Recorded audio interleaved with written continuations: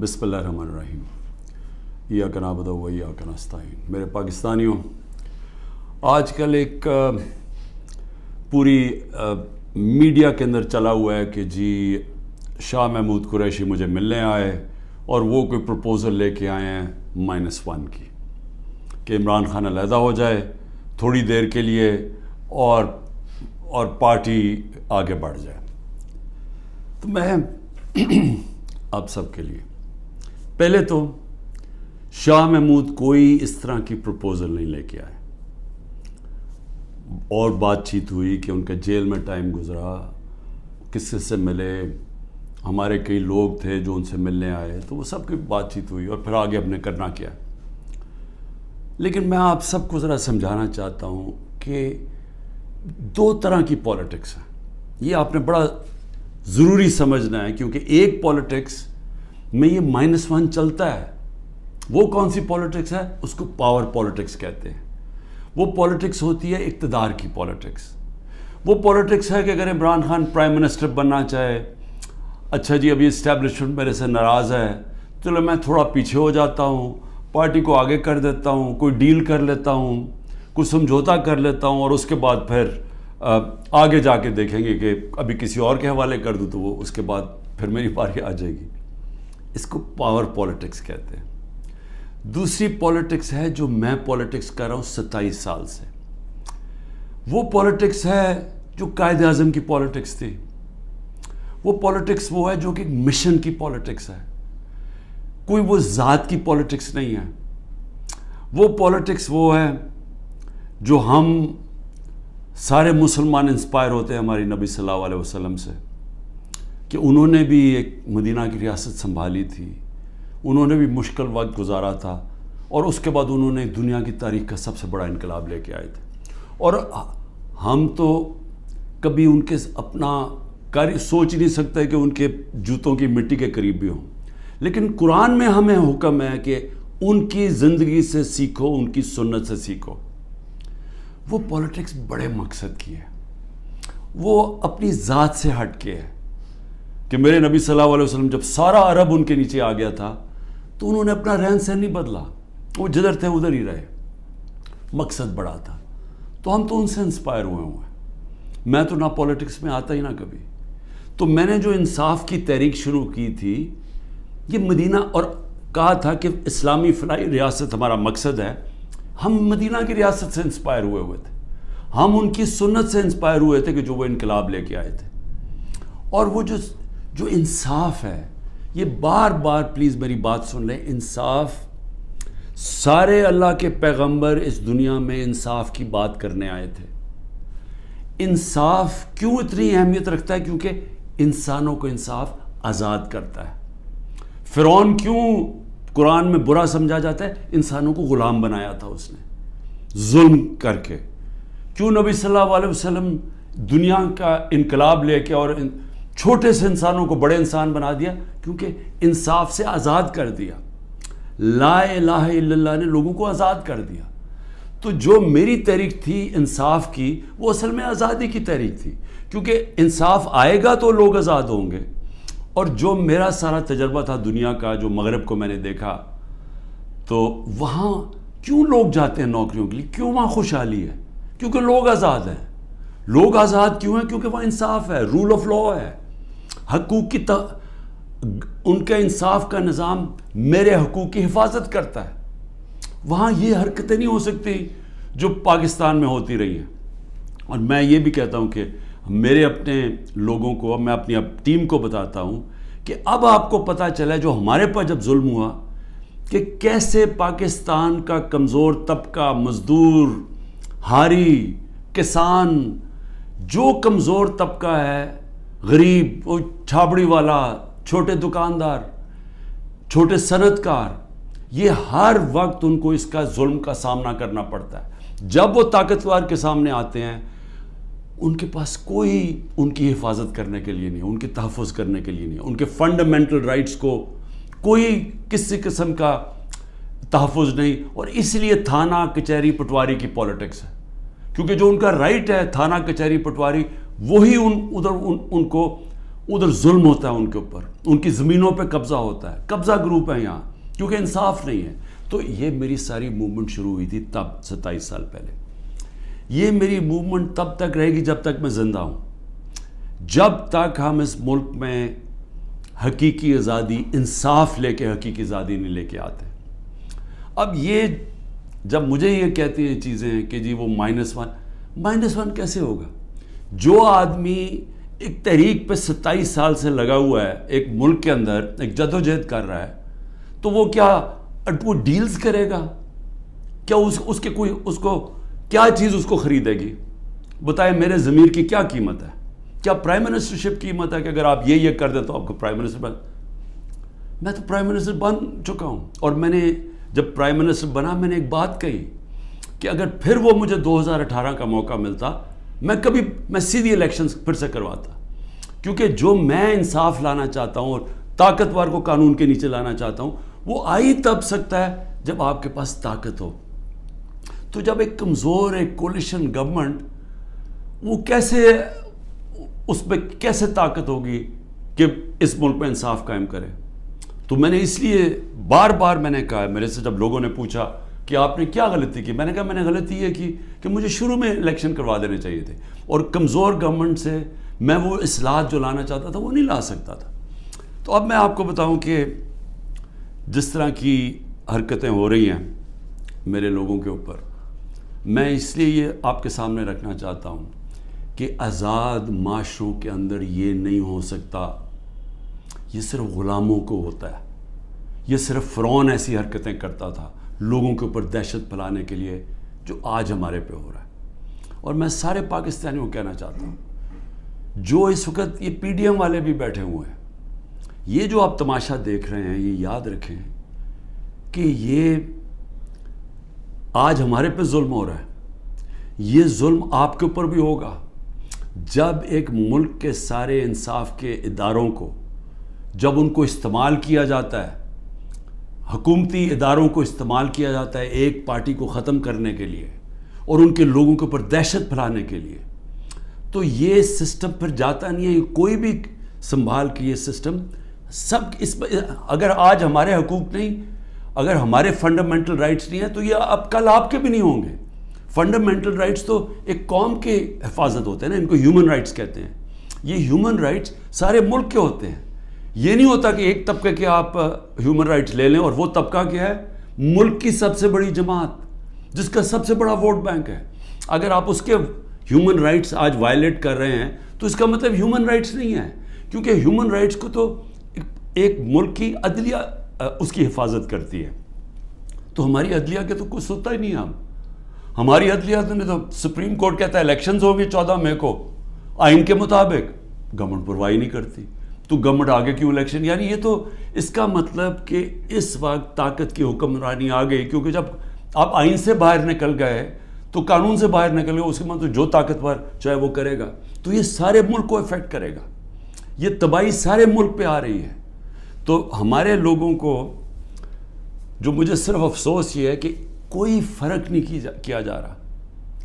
جو تحریک انصاف کا ہے اور جو وہ کھڑا ہو کے کہنے کے لیے تیار نہیں ہے لیڈرشپ میں سے کہ میں پارٹی چھوڑ رہا ہوں، اس کے اوپر ہر قسم کا ظلم ہو رہا ہے. ان کی بزنسز بند کر رہے ہیں، ان کے فیملیز تک پہنچ گئے ہیں، ان کے بچوں تک پہنچ گئے ہیں. ہر قسم کی بلیک میل، رات کو گھس جاتے ہیں گھروں میں، گھر تباہ کر کے رکھ دیتے ہیں، لوٹ لیتے ہیں گھروں کو ڈاکہ مارا جاتا ہے، جو ملتا ہے اس کو پکڑ کے لے جاتے ہیں. اگر وہ سارے تو چھپے ہوئے ہیں، ان کے رشتہ داروں کو پکڑ کے لے جاتے ہیں. یہ تو بدترین دنیا کی ڈکٹیٹرشپس میں، یعنی وہ نظام جن کی دنیا مثال دیتی ہے، ہٹلر کا جرمنی، اسٹالن کا رشیا، سوویت یونین، یہ ان خوفناک ظلم کے نظاموں میں اس طرح کی چیزیں ہوتی تھی جو آج ہمارے اوپر ہو رہی ہیں. میرے پاس عالیہ حمزہ کی بیٹیاں ہیں، میں نے کل ان کو ملا، 3 بیٹیوں کو. 1 مہینے سے اس کو بند کیا ہوا عالیہ حمزہ. کیا اس کا قصور ہے؟ اس کا والد وہ میرے پاس آئے، انہوں نے بتایا کیسے گھر میں گھس کے انہوں نے ساری چیزیں توڑ دی، ان کی ٹی وی توڑ دیے، 2 آدمی انہوں نے لاٹھیاں پکڑی ہوئی تھی، جو چیز آئے توڑ کے چلے گئے، جو چیز 2-3 اچھی چیزیں پسند آئیں اٹھا کے لے گئے. تو یہ کون سے ملک میں ہوتا ہے؟ یہ غلام ملکوں میں لوگوں کو غلام بنانے کے لیے یہ ہو رہا ہے. یہ آزاد قوموں میں نہیں ہوتا. اور یہ جس طرف ہم اب جا رہے ہیں, یہ جو ظلم کر رہے ہیں, صرف اور صرف خوف پلا کے سمجھ رہے ہیں کہ یہ پارٹی ٹوٹ جائے گی. اور کئی لوگ چلے بھی گئے ہیں. لیکن کیا اب میرے سے پوچھیں کہ کیا مجھے اس سے کوئی فرق پڑ رہا ہے؟ 150 سے اوپر کیسز کر دیے, قتل کا کیس آخری کر دیا میرے اوپر. مجھے 19 بیلیں لیے میں نے ایک دن میں. یہ دنیا کا ریکارڈ ہے. اس کے بعد 4 گھنٹے نیب میں بیٹھا ہوں. 4 گھنٹے نیب نے میرے سے وہ جو سوال پوچھے, میں چیلنج کرتا ہوں کہ کسی عدالت کے اندر کبھی بھی یہ کیس کی کوئی اہمیت ہو جائے. کوئی کیس ہی نہیں ہے. کیبنٹ کا فیصلہ ہے, ساری کیبنٹ نے فیصلہ کیا. اب یہ دکھانا تھا کہ مجھے اس سے کوئی ذاتی فائدہ ہوا. کیا القاعدہ جو پہلا بن چکی تھی, شروع ہو گئی تھی یونیورسٹی, کیا وہ ایک ٹرسٹ ہے؟ وہاں غریب گھرانوں کے بچوں کو مفت تعلیم مل رہی ہے سیرت نبی پہ اور یہ جو ٹیکنالوجی کے اوپر. وہ ٹرسٹ ہے جس نے شوکت خانم ہے. مجھے اس سے کیا فائدہ ہے؟ 1 روپیہ نہیں دکھا سکتے مجھے کیا فائدہ ہو. نہ ہی ہو کسی ٹرسٹ سے کسی کو فائدہ نہیں ہو سکتا. ٹرسٹ ڈیڈ میں لکھا ہوا ہے. تو وہ کیسز بھی ہیں, قتل کا کیس بھی ہے. ہر روز کوئی نئے کیس آ جاتا ہے.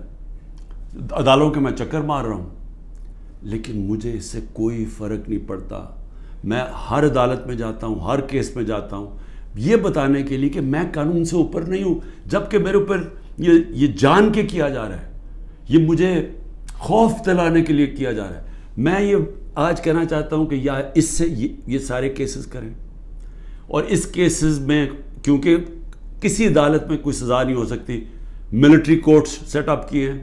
اپروور ڈھونڈے جا رہے ہیں جو کہ جی عمران خان نے ہمیں کہا تھا کہ وہ کور کمانڈر کا گھر جلاؤ. یہ کہیں گے, ان میں سے کوئی اپروور آ جائیں گے, مجھے ملٹری کورٹ میں لے جائیں گے, سزا ہو جائے گی. مجھے کوئی فرق نہیں پڑے گا.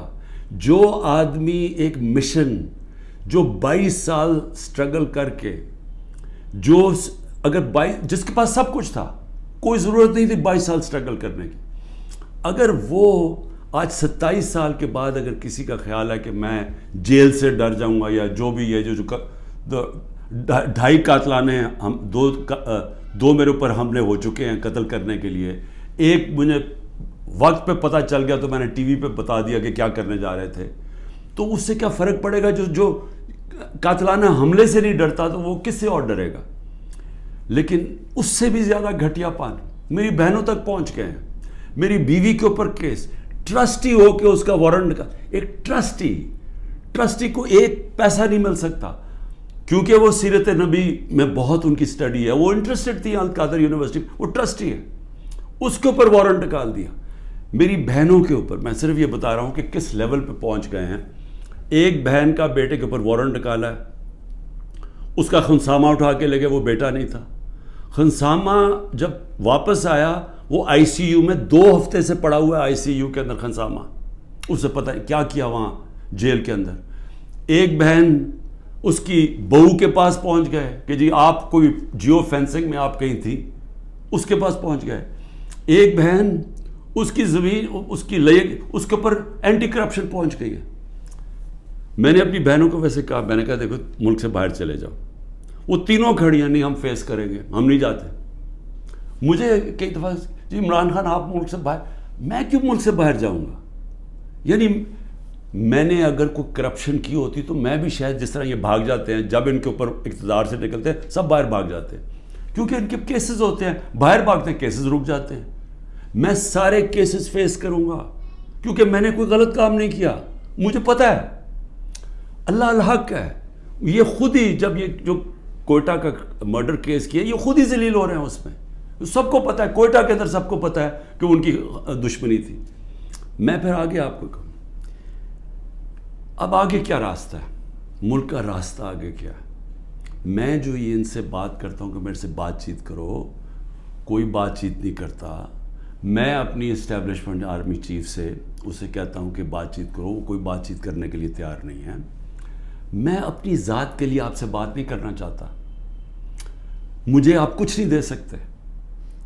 قوم میرے ساتھ کھڑی ہے, کیا کوئی دے سکتا ہے؟ میں کوئی چور دروازے تو آنا نہیں چاہتا. اگر قوم مجھے ووٹ دے گی میں تیار ہوں, لیکن اگر قوم ووٹ نہیں دے گی تو نہیں.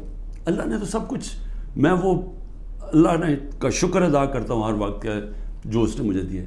لیکن میں بات کرنا چاہتا ہوں کہ ملک تباہی کی طرف جا رہا ہے. یہ جو بجٹ آیا ہے, اس بجٹ کے اندر ذرا آپ کو سمجھ آ جانا چاہیے کہ ہم اب کدھر ایک دلدل کے اندر دھستے جا رہے ہیں. آپ یہ سوچیں کہ فیڈرل گورنمنٹ جو سارا جب وہ پیسے دے دے گی صوبوں کو, جو 5,000 ارب روپیہ صوبوں کو جب جائے گا, تو فیڈرل گورنمنٹ کے پاس جو پیسہ بچے گا اس سے زیادہ جو ہمارا سود دینا ہے, ہم نے قرضوں کے اوپر سود دینا ہے, وہ سود اس سے زیادہ ہے.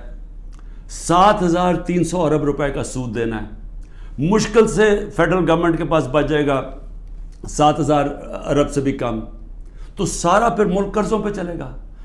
ہم نے 3.5 سال میں 18,000 ارب 18,400 ارب قرضہ لیا تھا. 18,400 ارب قرضہ 3.5 سالوں میں. انہوں نے تقریباً 15,000 ارب قرضہ ایک سال میں لے لیا. تو یہ قرضے چڑھائے جا رہے ہیں, انڈسٹری بند ہو رہی ہے. گروتھ ریٹ جو تھی جس سے دولت میں اضافہ ہوتا ہے وہ 6.1% سال پہلے تھی, آج وہ پہنچ گئی ہے 0.3 پہ. تو جو دولت ہے اس کے اندر تو کمی ہو رہی ہے, قرضے بڑھتے جا رہے ہیں. ڈالر کدھر سے آئیں گے؟ انہوں نے 25-30 ارب ڈالر ایک سال کے اندر دینے ہیں, وہ کدھر سے آئیں گے؟ تو میں آج اس لیے یہ سوال پوچھ رہا ہوں کہ کوئی تو روڈ میپ ہوگا نا. ابھی تو روڈ میپ یہ ہے کہ کسی نہ کسی طرح عمران خان کو ختم کرو, اور اگر P T I Imran Khan سے تو اس کو ختم کرو. تو ابھی تو یہ ون پوائنٹ ایجنڈا, ساری ایجنسیز, سب کچھ, سارے ملک کے ادارے وہ اسی پہ لگے ہوئے ہیں کام کرنے. لیکن میں سوال کچھ اور پوچھ رہا ہوں. میں یہ نہیں کہہ رہا کہ کریں, ہم کھڑے ہیں. اس میں سے ایک آپ یہ کرم کر رہے ہیں کہ میرے جو نظریاتی لوگ ہیں وہ نظر آنے شروع ہو گئے ہیں کہ وہ نظریاتی لوگ کون ہیں, اور وہ نظر آنا شروع ہو گئے کہ جو ہمارے ساتھ اور مقصد کے لیے آئے تھے, ان نظریے کے لیے نہیں آئے تھے. تو ایک تو آپ فائدہ کر رہے ہیں کیونکہ صرف نظریاتی پارٹی اب پاکستان کو اس دلدل سے نکال سکتی ہے. لیکن نکالے گی کیسے؟ میری آخر میں بات سن لیں, ایک ہی طرح ہم نکلیں گے. ہمیں کوئی اب باہر سے پیسے دینے کے لیے تیار نہیں ہے. ہمارے جو دوست ملک ہیں وہ بھی پیسے دینے کے لیے نہیں تیار. میرے لیے جو سب سے زیادہ شرمندگی ہوتی تھی کہ جب میں اپنے دوست ملکوں سے پیسے مانگنے گیا ملک کے لیے, کیونکہ دیوالیہ نکلا ہوا تھا ہمارا, تو اس وقت ملک ہمارے پاس تو سب سے بڑا بیرونی خسارہ چھوڑ کے گئے تھے یہ نون لیگ والے, یہ اسحاق ڈار. تو ان سے پیسہ مانگنا سب سے شرمندگی تھی. اب کیسے نکلنا ہے میں آپ کو بتاتا ہوں کیسے نکلنا ہے. اس میں ایک سورس ہے اوورسیز پاکستانی, یہ یاد رکھ لیں, بیرون ملک پاکستانی آپ کو نکالیں گے ادھر سے. اور بیرون ملک پاکستانی کیسے نکالیں گے؟ میں نے پھر سے آپ کو کہتا ہوں کہ 16,000 پاکستانی امریکن ڈاکٹرز, ان کی نیٹ ورتھ 200 ارب ڈالر ہے. ہم آئی ایم ایف سے 6 ارب ڈالر کی پیچھے ان کے منتیں کر رہے ہیں کہ کسی طرح دے دیں ہمیں. 200 ارب ڈالر ان کی ہے, یہ صرف 16,000 ہے. 1 کروڑ باہر پاکستانی بیٹھا ہوا ہے. اگر ہم کسی طرح ان کی انویسٹمنٹ لیں, وہ یا سرمایہ کاری شروع کر دیں بجائے دبئی میں کرنے میں اور دنیا میں اور ملکوں میں کر رہے ہیں, اگر وہ سرمایہ کاری شروع کر دیں, آپ یقین کریں یہ ملک اتنی تیزی سے اٹھ سکتا ہے کیونکہ ڈالر اندر آنے شروع ہوں گے, نوکریاں مل, اور وہ آنا شروع ہو گیا تھا. ہمارے آخری دنوں میں پیسہ اوورسیز, روشن ڈیجیٹل اکاؤنٹ کیا تھا اوورسیز پاکستان, 1.5 سال کے اندر 5.5 ارب ڈالر پہنچ گیا تھا. اوورسیز پاکستانیوں نے انویسٹمنٹ پلانز بنا لیے تھے. ہماری یہ جو راوی پروجیکٹ اور یہ جو بنڈل آئلینڈ کا پروجیکٹ تھا, وہاں باہر کی کمپنیز, بڑی بڑی کمپنیز آ رہی تھیں ڈالر انویسٹ کرنے کے لیے, جب انہوں نے این او سی واپس لے لیا سندھ گورنمنٹ میں. دیکھیں, بچانا اس ملک کو اوورسیز پاکستانی.